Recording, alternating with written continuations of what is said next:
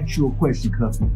At any time during the initial stages of your indictment involving this whole Tammy Commons thing, did you talk to Big Meech or did you send a message to Big Meech in any way to tell him or to alert him of what was going on? We sent Big Meech certified mail.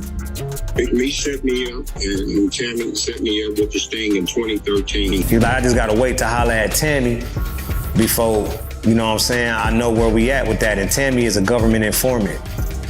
So when he said that, I was like, Tammy, what you mean, Tammy? Like, nigga, you ain't heard what's going on with her?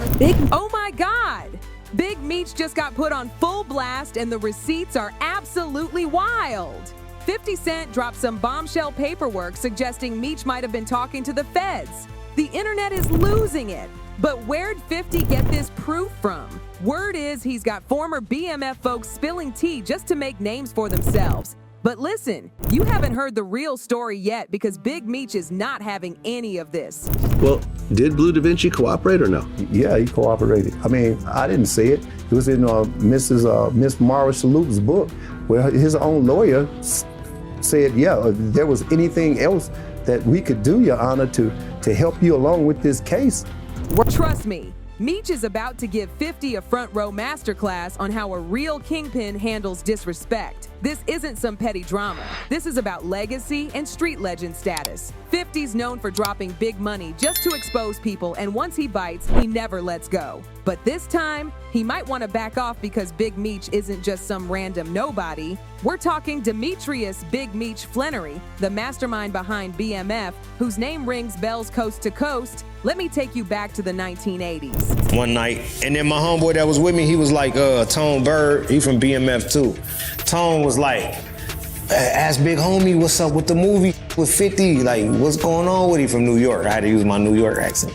Yo, what's going on with the 50 Cent movie? So I'm like, oh, yo, Meech, what's up with the movie, with the TV show? Meech and his brother Terry, Southwest T, jumped in the game, flipping $50 bags like nothing. By the early 2000s, they turned that hustle into a nationwide operation, moving weight through Michigan, Georgia, Florida, California, Louisiana, everywhere. That kind of money had the feds watching quick. So the brothers got creative with a slick front, BMF Entertainment. On paper, just a legit promo company. Behind the scenes, that's where the real money moves happen. It's believed that Terry White grew up in an Atlanta housing project. But when FBI and GBI agents arrested him last night, he was living here, a sprawling $200,000 mansion in Jonesboro. The 27-year-old was in the process of renovating his home, which features an outdoor swimming pool, a full-length basketball court, and more. Had a media room where there were 24 TV sets on one wall hooked to a satellite dish, and you could hit a button and all 24 TVs would come on. Now here's the twist. BMF Entertainment wasn't just some empty front. They actually had an artist, Blue Da Vinci, who even dropped an album called The World is BMF's in 2005. But by October that year, the feds swooped in on Meech, trading his luxury life for a prison jumpsuit. And immediately, fingers started pointing, mainly at Blue. Why? Out of everyone, he looked like the weakest link. My client would be more than willing to cooperate with you all to help you in this investigation. But now the thing of it is by you admitting what was done, you know what I'm saying, what you done or whatever, but bottom line is, you know, you didn't take the single plea. You went in and... Plus, and let's keep it real, Blue didn't even get scooped up with the rest of BMF when the feds stormed through. When they got Meech, they cuffed him and hauled him straight in. But Blue, somehow he wasn't in that lineup. Then by 2006, BMF's logistics boss, Dexter Sosa Hussey, started throwing shade at Blue too, making everyone side-eye him hard. I just gotta wait to holler at Tammy before, you know what I'm saying, I know where we at with that. And Tammy is a government informant. So when he said that, I was like, Tammy, what you mean, Tammy? Like, nigga, you ain't heard what's going on with her? Sosa wasn't just talking in the streets, he put it on record in court. When Blue showed up with his lawyer, things got shady. His own lawyer told the judge, Your Honor, Mr. McKnight was one of the people who attempted to work with the government. They debriefed him, but it turns out he didn't know anything useful about the other defendants.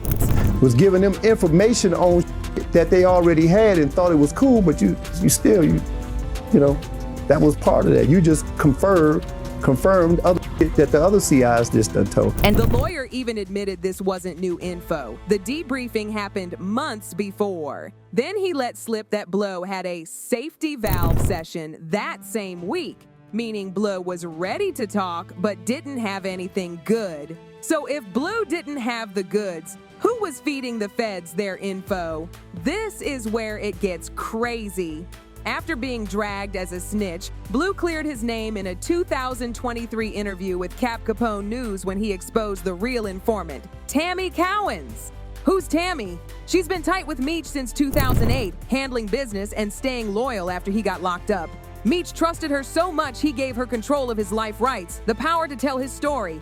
She cashed in by linking with 50 Cent to produce the 2021 BMF show. But according to Blue's leaked paperwork, Tammy wasn't just securing TV deals, she was playing both sides. The documents list her as CS1, a confidential source for the DEA's Atlanta division since 2009. She gave them key info that cracked open a money laundering case against Terry White. When Tammy started snitching, she wasn't even getting paid. But after helping bag White, her DEA handler, Agent Harsh, put her in for a cut of White's seized assets. Cars, cash, property, the works. The wildest part? Tammy had no criminal record, wasn't in the drug game, wasn't seeking a lighter sentence, nothing. The feds called her one of their strangest informants ever. Why'd she do it? Pure revenge. Apparently, White used her to clean money without her knowledge, and once she found out, she wanted payback. But why keep snitching after White got locked up? That's where the pieces connect. While this was happening, Meech was plotting from behind bars. Now, during the course of this informant relationship, she becomes involved romantically with the supervisory special agent over the task force. That's Keith Crumb. So in and of itself, that's going to jeopardize everything that they got going on with respect to the investigation. So she ends up receiving like $200,000 as an informant, where he's the one who signed it off. So now he's maintaining an improper financial relationship with an informant, whom he's also maintaining an improper relationship. He met cartel heavyweight Fidel Suarez, who ran a trucking operation in California. The feds had investigated Suarez twice, but couldn't make charges stick. Meech planned to tap Suarez's pipeline to keep moving product from his cell, but needed someone on the outside. Enter Tammy.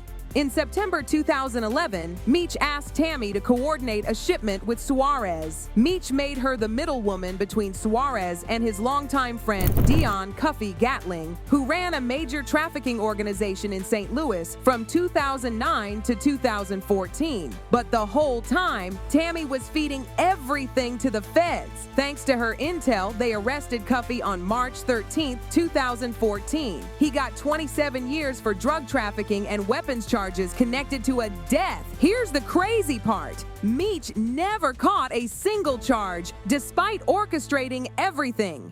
How? When Tammy was questioned in court about paragraph 8 in the reports, where it stated she told investigators Demetrius Flannery coordinated substance distribution arrangements between Suarez and Gatling, she straight up lied. She denied everything, protecting Meech completely. The feds realized they couldn't trust her anymore, especially after discovering something even messier. Tammy was sleeping with one of the DEA agents investigating the case. Yes, you heard right. That affair compromised the entire case. Tammy was playing a dangerous game, working every angle like a chess master. But it all started crashing down in March 2015 when she discovered Gatling's legal team filed a suppression motion that could expose her as the informant. Tammy panicked, and with good reason. Gatling wasn't just any dealer. Records show he ordered a hit on Thais Howard in 2010 for snitching on his brother, and another on Terrence Morgan in 2013 for talking to feds. If Gatling found out Tammy was informing, lights out, no question. Terrified, she begged the feds for protection, but they ignored her. In desperation, she went to Meech himself, but after all her loyalty, he gave her cold reality. He didn't want his name tangled in any of it, period. After that rejection, Tammy went into full cleanup mode, trying to erase Meech from the case. She even dragged in the DEA agent she was sleeping with, accusing him of including Meech in reports out of jealousy over their bond. She threatened to send an unsworn affidavit to everyone involved, lawyers, judges, everyone, denying Meech's involvement. But her efforts failed. Once Cuffee figured out who snitched, it was game over. He filed for a Franks hearing, forcing everyone, agents and informants, to face him directly. Tammy's web of lies unraveled fast with nowhere to hide. Fast forward to 2024, Blue did another interview with Cap Capone, this time with Cuffee calling in from prison. Cuffee claimed Meech avoided charges by playing the system, using third-party cooperation while keeping his hands clean, even if others took the fall. As they say, kick it with a known snitch, your name gets dirty too, no matter how solid you claim to be. Why is all this old dirt resurfacing now? Thank 50 Cent, the second he opened his mouth. The internet lit up. When 50 talks, the streets listen. And he's not done. He's threatening to drop a whole series, exposing every move Meech made, claiming to prove once and for all that Meech worked with the feds. So what's the truth? Is Meech really guilty, or is 50 just making power moves for his own agenda? Either way, the streets are locked in, and this story is far from over. Drop your thoughts in the comments. Is Meech a snitch, or is 50 just stirring the pot? Like, share, subscribe. The next drop will be even crazier. Catch y'all next time.